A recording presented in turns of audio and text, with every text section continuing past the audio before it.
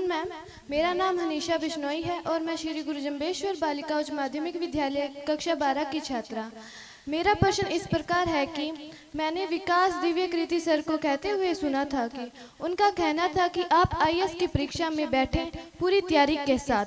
आप आईएएस लगे या ना लगे, ये मतलब।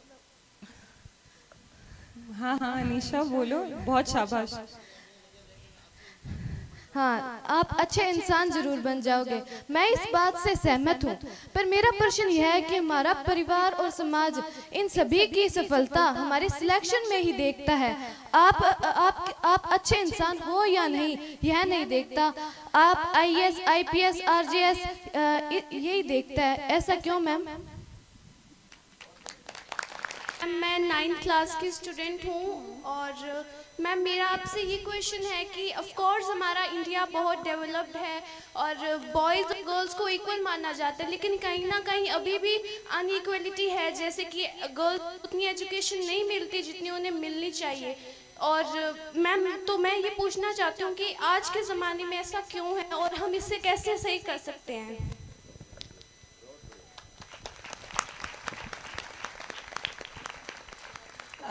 आज के ज़माने में भी ऐसा है क्योंकि इसके हिस्टोरिकल रीजंस हैं, है ना, आप बदल जाएंगी। आई होप मैम कि कल मैं भी आपकी जगह इस तरह से खड़ी होकर और माइक में बोल पाऊँ। आप तो आज भी बहुत अच्छा बोल रही हो। All the very best. Thank you ma'am. आज के कार्यक्रम में उपस्थित सभी लोगों को मेरी तरफ से हाथ जोड़कर नमन प्रणाम। परम श्रद्धेय स्वामी सच्चिदानंद गुरु जी, शिक्षा ऋषि आदरणीय प्रवीण जी भाटिया गुरु जी, मुख्य अतिथि विधायक आदमपुर, कार्यक्रम अध्यक्ष श्री देवेंद्र जी बूढ़िया, मंच पर पधारे हमारे विशिष्ट अतिथिगण, बिश्नोई मंदिर बुढ़ा जोहर डाबला के सदस्य एवं आज का कार्यक्रम जिसके लिए निमित्त है मेरी बहनें, माताएं, बच्चे जो आज पधारे हैं, उन सभी को मेरी ओर से हार्दिक अभिनंदन। मुझे आज अत्यंत गौरव और हर्ष महसूस हो रहा है कि मुझे ये मौका मिला कि मैं आप सबसे जो भारत का, हमारे समाज का भविष्य हैं, युवा हैं, उनसे अपनी बात साझा करने का आज मौका मिला। युवा सम्मेलन से मैं काफ़ी समय से देखती आई हूँ। इनफैक्ट जब मैं तैयारी कर रही थी तो मैंने टीवी पे देखा था। मैं और मेरे पापा उस समय दिल्ली में थे और इंटरव्यू की तैयारी चल रही थी और हम दोनों बैठ के देख रहे थे। तब नहीं पता था कि सिलेक्शन होगा, यहाँ तक पहुँचने का मौका मिलेगा। लेकिन उस समय भी मंच पर एक भी महिला नहीं थी और मेरा बहुत सपना था कि जाके मैं वहाँ बैठूं और एटलीस्ट एक महिला तो मंच पर आए। तो मैं आज बहुत ही ये मेरे लिए भी एक सपना साकार जैसा है कि मैंने तब ये सोचा और आज मुझे मंच पे आने का मौका मिला। आप ही सब लड़कियों की तरह हूँ मैं, ऐसे ही सपने थे, ऐसे ही मैं भी ऐसे ही देखा करती थी और बहुत सी ऐसी चीज़ें जो मैं आपसे बात करूँगी और सवालों के जवाब भी दूंगी कि ऐसा क्या था कि मैं वहाँ से निकलकर मंच के इस पार पहुँची। क्योंकि मैं बता दूं कि ऐसा नहीं है कि मैं बहुत ज़्यादा तेज़ थी या मेरा दिमाग बहुत तेज़ था। मैं बहुत ही साधारण ग्रामीण परिवेश से आती हूँ। डाबला से मेरा बहुत पुराना संबंध है। मेरे दादाजी यहाँ पे 20 साल के लिए रहे थे। ये उनकी कर्म भूमि है और आज ये मेरे लिए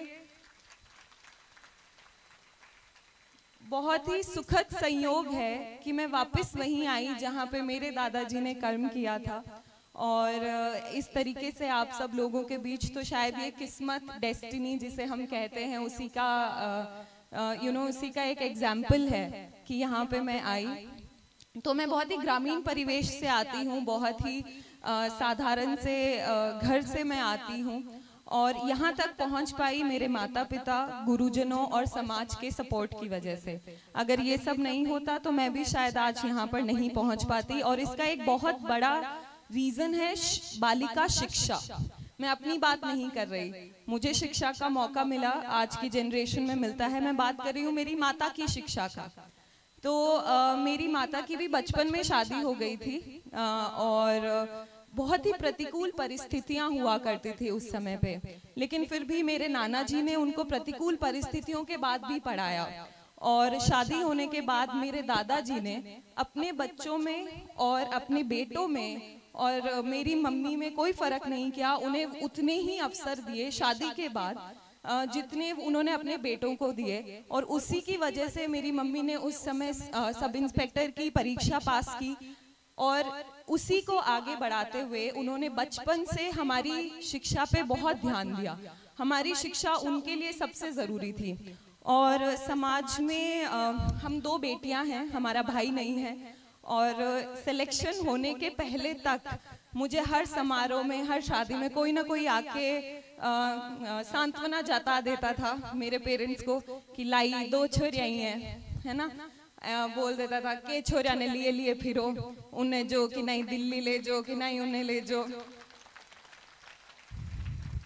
ये सिलेक्शन होने के बाद से थोड़ा वो सुनना कम हुआ है, नहीं तो आए दिन ये बात हर जगह कॉमन थी, लाई अति मोटी छोरी हुई जिज्ञा छोरो ना भी नाम रोशन करार एंड ऑल दैट। तो वो सबको सुनने को मिलता है ना। आज भी हमारे जो कहीं ना कहीं नजरिया है, मैं किसी को उसके लिए जिम्मेदार नहीं ठहराती, लेकिन ऐसा है। और उसको बदलने का भी जो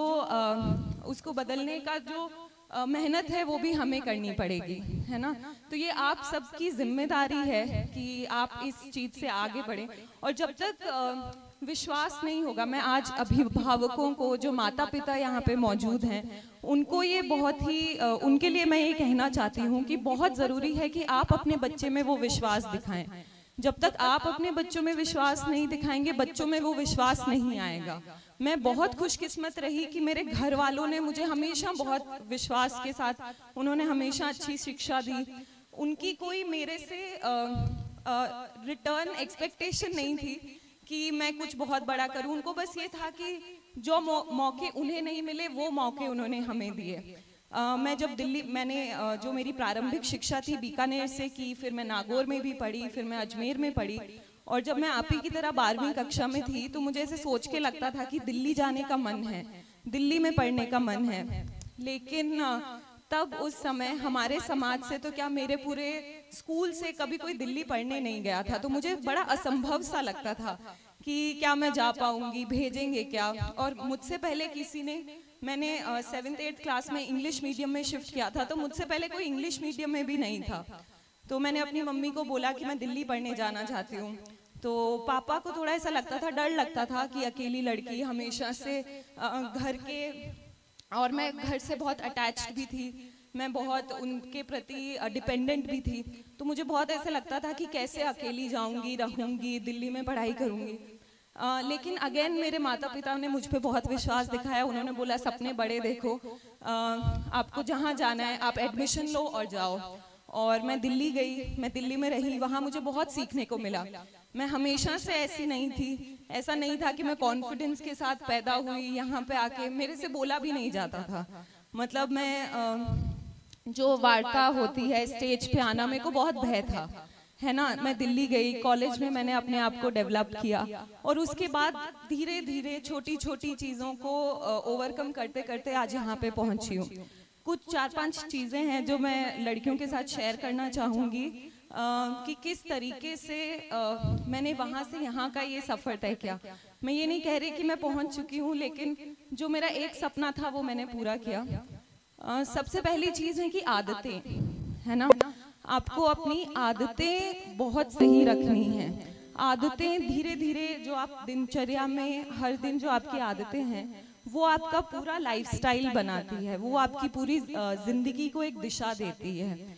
ठीक है, तो आज ही मैं चाहूँगी कि जो भी बेटियां हमारे साथ है, जो भी बच्चे हैं, वो आज इस मन से एक संकल्प लेके जाएं कि हम एक अच्छी आदत अपनाएंगे। ये सिर्फ 5-6 दिन लगते हैं एक आदत को अपनाने के लिए। तो अपना आंख बंद करिए, आपको जो भी लगता है कि एक आदत जो आपको आगे लेके जाएगी जिंदगी में, है ना। वो जल्दी उठने की हो सकती है, अखबार पढ़ने की हो सकती है, अपने माता पिता का आदर करने की हो सकती है। आदतें आपको जिंदगी में बहुत आगे लेके जाएंगी। क्योंकि जब मैं तैयारी कर रही थी तो मेरे आसपास इतने धुरंधर लोग थे, मतलब मुझे ऐसा लगता था कि इस भीड़ में मेरा कब मौका आएगा, मैं भी बहुत डरती थी, है ना। बहुत तेज बड़ी बड़ी कॉलेजेस से पढ़े हुए लोग, इतनी फर्राटेदार अंग्रेजी बोलने वाले लोग बाहर से पढ़े हुए, तो मुझे, लेकिन मेरी जो आदतें थी, मेरी जो कंसिस्टेंसी थी, उनकी वजह से मैं उन सब के बीच में से निकलकर यहाँ पे पहुंची। वो लोग कंसिस्टेंसी नहीं मेंटेन कर पाते थे। मेरी रूममेट ही थी और वो बहुत बड़ी कॉलेज से थी और मुझे उसे देख के लगता था, लेकिन उसकी जो आदतें थी, मतलब कि जैसे डेली पढ़ना, है ना, जो अपना डिसिप्लिन होता है, वो उसमें कहीं ना कहीं नहीं था। वो मुझसे कई तेज थी, लेकिन वो यूपीएससी क्लियर नहीं कर पाई। तो एक ये चीज है कि अच्छी आदतें अपनाइए, ठीक है। अच्छी आदतें आपको जिंदगी में बहुत आगे तक लेके जाएगी। दूसरी जो मेरी चीज है, जो मुझे लगता है कि जिसकी वजह से मैं यहाँ तक आई हूँ, वो है कि किसी भी चीज को अपनी कमजोरी मत समझो, है ना। किसी भी फेलियर से घबराओ मत। ऐसा नहीं है कि मैंने पहला प्रयास किया और मैं यहाँ तक पहुंच गई। मैंने अपनी जिंदगी में बहुत फेलियर्स देखे, शुरू से बहुत फेलियर्स देखे।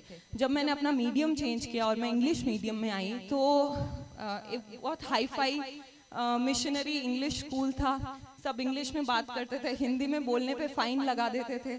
मैं उस चक्कर में किसी से बात ही नहीं करती थी, मैं अपना चुपचाप बैठी रहती थी, टिफिन खाती थी। तो लेकिन मैंने उस पर इतनी मेहनत की कि, और मेरी राइटिंग भी मैं जोड़ के नहीं लिख पाती थी, तो टीचर्स डांटते रहते थे कि इनकी राइटिंग इतनी बुरी है, दूर दूर लिखते हैं। तो मैंने 1 साल मेहनत की, बहुत अच्छे से मेहनत की, ग्रामर सीखी, अलग से क्लासेस लगाई, इंग्लिश का न्यूज़पेपर पढ़ने की कोशिश की, और उस 1 साल में मैंने अपने उसको बहुत मजबूत कर लिया। इतना मजबूत कि जब मैंने 10th क्लास के एग्जाम लिखे थे, तो मेरी क्लास में मेरी राइटिंग सबसे अच्छी थी, क्योंकि मैंने उस पर मेहनत की। तो मुझे तब ये समझ में आया कि जो चीजें हम अपनी कमजोरी मानते हैं, है ना, अगर हम उस पर मेहनत करें तो वो हमारी सबसे बड़ी ताकत बन जाती है।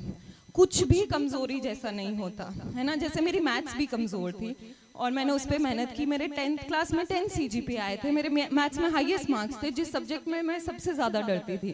तो अगर आपको लगता है कि कुछ आपकी कमजोरी है, तो वो वही है जिस पे आपने अभी तक मेहनत नहीं करी है ना। आप मेहनत करेंगे, आपकी सारी कमजोरी आपकी ताकत बनेगी। और फेलियर से नहीं घबराना है। 2017 में जब मैंने अटेम्प्ट देने शुरू किए, तो मैंने कोई एक भी एग्जाम पास नहीं किया। मेरे पेरेंट्स भी थोड़ा सोचने लगे कि क्या दिक्कत है। 2017 में मैंने लगातार बैंक, IBPS ऐसे करके लगातार मैंने काफी एग्जाम दिए, किसी का प्री तक नहीं निकला। तो वो मेरे लिए काफी लो फेज था। लेकिन अगेन, अगर आप उस चीज पे मेहनत करते हो, जो तीसरी चीज मैं कहना चाहूंगी वो है सेल्फ इंट्रोस्पेक्शन। आप ये देखिए कि कहाँ गड़बड़ हो रही है। हम लोग क्या करते हैं कि फेलियर से घबरा जाते हैं, है ना। फेलियर से घबराना नहीं है, आंख बंद करके एनालाइज करना है कि कहाँ गलती हुई और उस गलती को ठीक करना है ना। आज के समय में संसाधनों की कोई कमी नहीं है। मैंने जो यूपीएससी क्लियर किया और यूपीएससी का जो एग्जाम दिया, वो पूरा मुंडवा से दिया।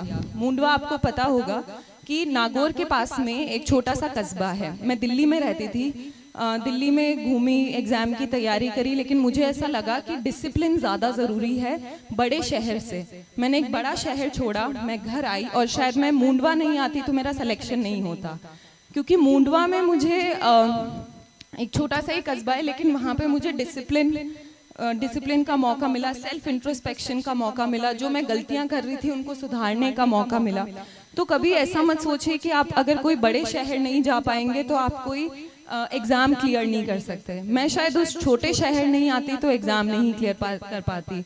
मैं अपने घर वालों के पास थी, वहाँ पे मैंने बहुत डिसिप्लिन तरीके से मेहनत की और ये निकल गया। ये भी मेरा तीसरे प्रयास में निकला। 2 प्रयास तक मुझे भी हताशा हासिल हुई। एक इसमें अगेन मैं पेरेंट्स का वो बोलना चाहूँगी कि आपके सपोर्ट की बहुत ज़रूरत है। मेरे पापा हमेशा मुझे कहते थे कि बेटा तेरा नहीं होगा तो किसका होगा। वो मुझे हमेशा ऐसा फील करवाते थे कि तुम दुनिया की सबसे स्मार्ट लड़की हो, तुम दुनिया की सबसे इंटेलिजेंट लड़की हो। उससे मुझे बहुत हौसला मिलता था। तो मैं भी खुद में महसूस करने लगी कि हाँ, मतलब अगर मेरे पापा ये बोल रहे हैं तो ये सच है। और उसके बाद में मैंने तैयारी की, ये मुंडवा वाली जो मैं बात कर रही थी, तो वहाँ से मैंने अपना एग्जाम दिया और उसके बाद में मैंने ये तो एक एक करके आप यहाँ तक पहुँचते हो। कोई भी बड़ी चीज आसानी से नहीं मिलती है, बहुत मेहनत लगती है और उसके लिए सपने भी बड़े देखने होते हैं, है ना। तो जो भी लड़कियां मौजूद है मैं उनको यही बोलूंगी कि सपने बहुत बड़े देखो, अपने सपनों पे किसी तरीके की कोई बाधा मत लगाओ। जैसे मेरे को दिल्ली पढ़ने का सपना था, तो मैं ये भी सोच सकती थी कि राजस्थान में ही कहीं पढ़ लूँ, जयपुर में पढ़ लूँ, या फिर एग्जाम देने का जब मौका आया तो बहुत से लोगों ने बोला कि स्टेट सर्विसेज एग्जाम दे दो या ये दे दो, लेकिन मेरा सपना जो था मैंने वो किया, है ना। तो सपनों पे किसी चीज की पाबंदी मत रखो, लेकिन मेहनत उससे कड़ी करो, मेहनत उससे 3 गुना करो अपने सपने हासिल करने के लिए। एक और चीज मैं कहना चाहूंगी कि समय बहुत कीमती है ना।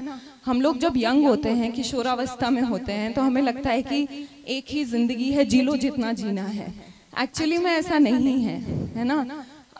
एक ही जिंदगी है, मानव जीवन का बहुत महत्व है ना। तो मानव जीवन को, अपने जीवन को एक मकसद रखो और उस मकसद को हासिल करने की कोशिश करो।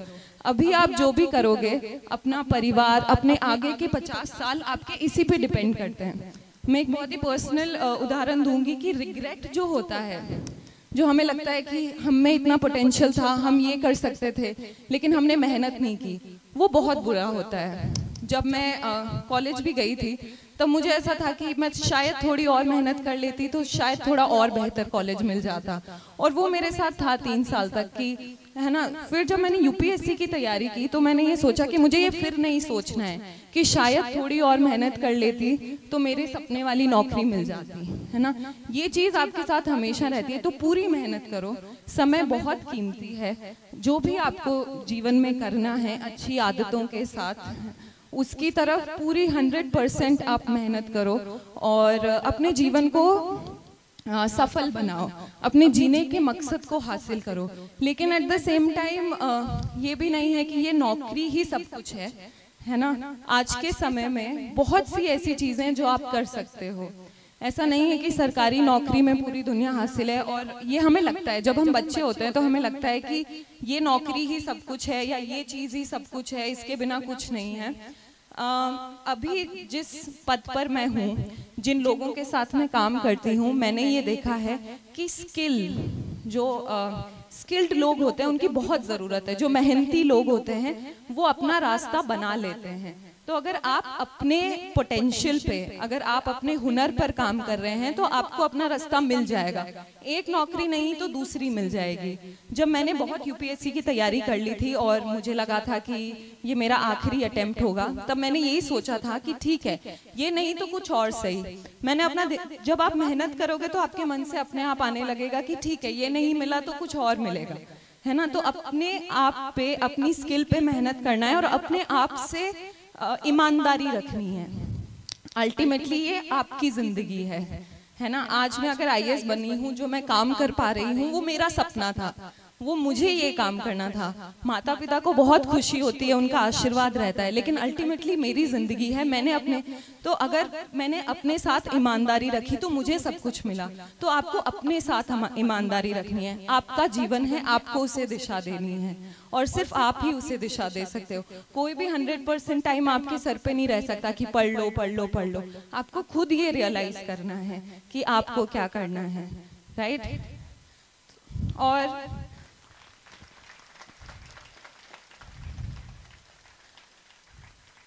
और अगर आज इस मंच पर मौजूद या जो भी लोग हमें सुन रहे हैं, जो भी बच्चियां हमें सुन रही है, अगर आगे वाले वर्षों में आप अपनी उपलब्धियों के साथ इस मंच को सुसज्जित करेंगे तो मुझे लगेगा कि जो हम ये युवा कार्यक्रम रखते हैं वो तब असल रूप में सक्सेसफुल होगा। तो मैं बहुत ही आशा करती हूँ कि आप लोगों में से कई लोग, कई लड़कियां ये मंच पर हमारे साथ पहुंचेंगी और अपनी कहानी, अपने स्ट्रगल्स की कहानी सबके साथ साझा करेंगी। Thank you.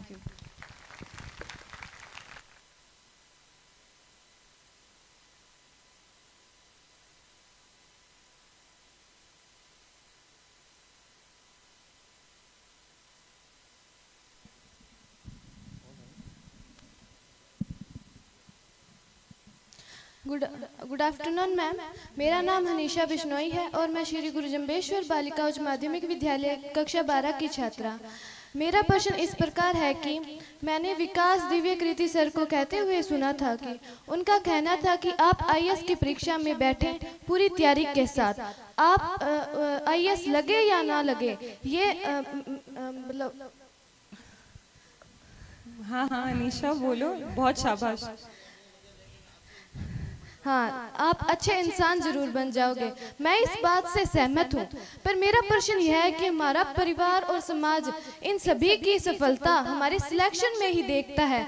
आप अच्छे इंसान हो या नहीं यह नहीं देखता, आप आईएएस, आईपीएस, आरजेएस यही देखता है। ऐसा क्यों मैम?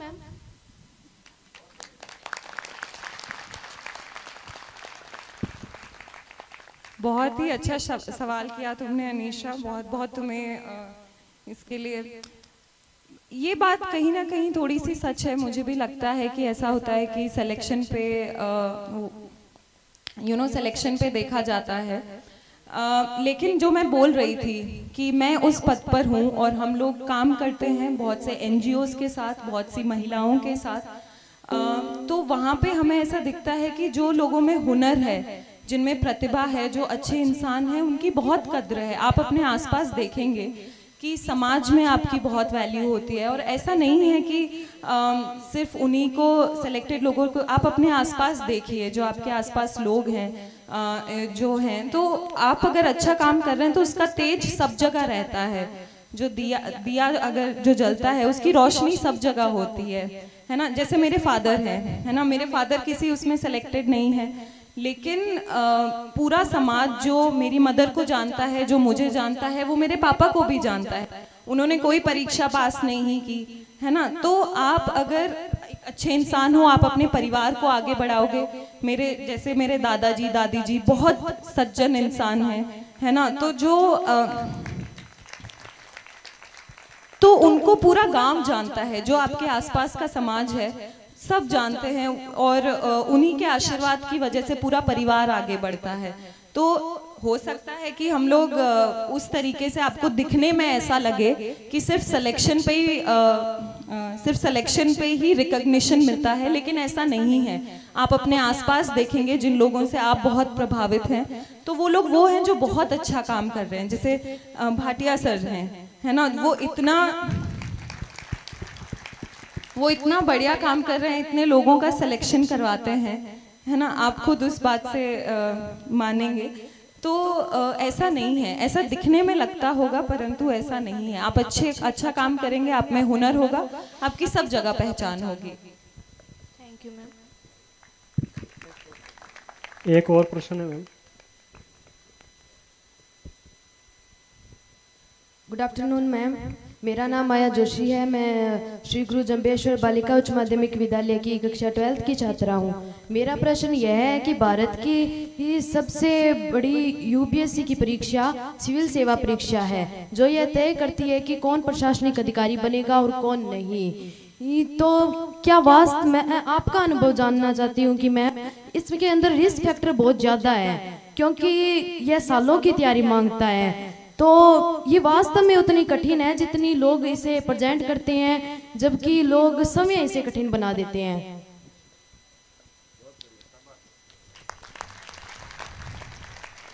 पहले तो मैं बहुत ही खुश हूँ कि कितने कॉन्फिडेंस से, कितनी बोल्डनेस से हमारी लड़कियाँ यहाँ पे खड़ी होके क्वेश्चन पूछ रही है। तो lot of congratulations to you.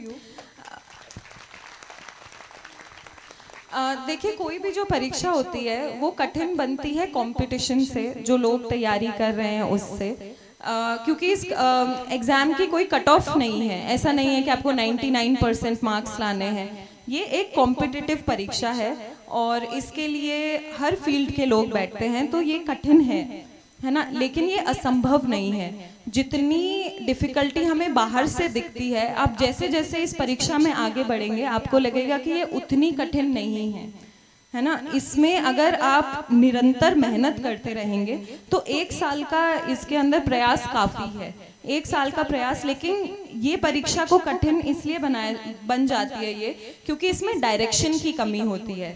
हमें समझ ही नहीं आता कि क्या तैयारी करें, कहाँ से तैयारी करें, कहाँ से शुरू करें। जब मैंने भी शुरू किया था तो मुझे ऐसा लगता था कि कुछ भी पूछा जा सकता है, ये तो तैयारी की नहीं जा सकती। लेकिन जैसे जैसे आप इसमें आगे बढ़ते हो वैसे वैसे आपको रियलाइज होता है कि एक कोर्स है, एक सिलेबस है, उसकी तरफ आप आगे बढ़ते हो। तो कठिन है, और कोई भी बड़ी चीज, कोई भी इम्पोर्टेंट चीज कठिन होती है, लेकिन असंभव बिल्कुल नहीं है। अगर होती तो मैं आज शायद यहाँ पर नहीं होती। जैसा मैंने बोला कि बहुत एवरेज लड़की ही हूँ मैं, लेकिन बहुत ही निरंतर प्रयास के साथ उसमें पूरी तरीके से इन्वॉल्व हो गए आप आगे बढ़ेंगे तो बिल्कुल हम ही जैसे लोग क्लियर करते हैं। और अगर आप यूपीएससी के टॉपर्स की लिस्ट देखेंगे तो आपको दिखेगा कि बहुत से लोग ग्रामीण परिवेश से हैं, सरकारी स्कूलों से है। जो मेरी बैचमेट है गुंजन सिंह, जो यहाँ पे एसडीएम भी लगी हुई है, बहुत ही मामूली परिवार से है, बहुत ही मामूली स्कूल से है। हम ही आप जैसे लोग हैं, तो ऐसे लोग भी क्लियर करते हैं। बस ज़रूरत है तो बहुत ही कॉन्फिडेंट रहने की और एक सही दिशा में आगे बढ़ने की। Thank you so much ma'am, I am satisfied. बहुत बहुत आभार सुश्री परी बिश्नोई जी। इसके साथ एक अन्य क्वेश्चन है। Good afternoon ma'am.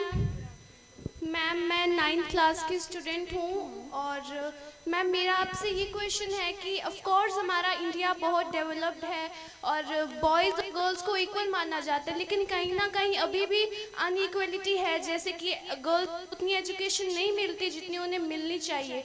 और मैम तो मैं ये पूछना चाहती हूँ कि आज के ज़माने में ऐसा क्यों है और हम इसे कैसे सही कर सकते हैं।